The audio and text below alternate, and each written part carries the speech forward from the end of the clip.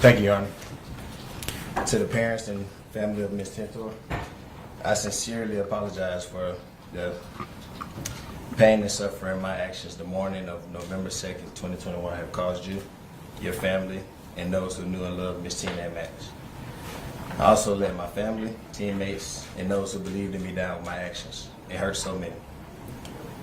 Over the past 21 months, I've searched within to find the answers to explain my selfish behavior on that day. I have no excuse and pray that accepting responsibility in my guilty plea can allow me to begin the healing process and allow everyone involved to heal also. My actions are not a true reflection of me. I am committed to creating greater awareness and educating others about the dangers that driving at excessive speed and driving impaired can cause. With the support of my family, David, Richard, and friends, I pledge to be the father and man God created me to be. Thank you. Thank you. Mr. Chezoff, Mr. Schoenfeld. Thank you, Your Honor. May it please the court. As the court is aware, we made a comprehensive filing of a memorandum in mitigation, and therefore I won't make lengthy remarks, knowing that this honorable court's practice is to thoroughly review the memo and the many letters that were submitted. As the court knows, Henry was on electronic monitoring under house arrest, as well as alcohol monitoring without a single violation for over 1.5 years, with no credit towards his prison sentence. I would like to begin by expressing sincere condolences to Ms. Tintor's family and friends for their unimaginable loss.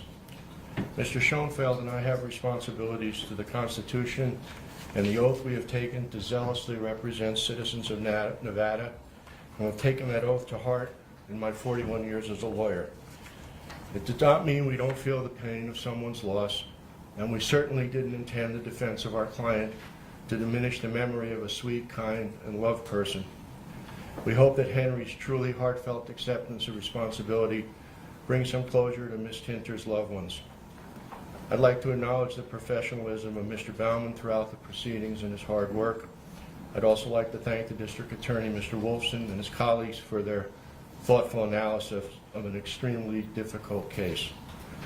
Also, I would like to thank Mr. Nachfee and Mr. Albright, who counseled the family so wisely during these very difficult times. In preparing the memo we submitted, and having spent many hours with Henry and the people who know and love him, I know firsthand from day one how truly badly he feels and how pained Henry is for his actions. It's more pronounced because his behavior in drinking that night truly was aberrant.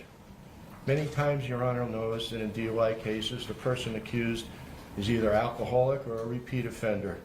That wasn't Henry. He was not a drinker. He fought through a very difficult childhood, taking care of his younger brother, and he strived to accomplish his best in school and athletics and to achieve a dream of playing professionally. All of that work disrupted as a result of drinking and driving at an excessive speed.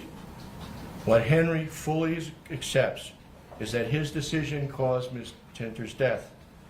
He's a kind, shy, extremely bright and thoughtful young man who I truly wish I had met under different circumstances. Make no mistake, he takes responsibility for this tragedy and is deeply saddened for Ms. Tintor's loved ones and truly remorseful, and hopeful that, like his deeply held Christian faith teaches him, he can be forgiven for this transgression. He does accept his anticipated incarceration completely, Your Honor.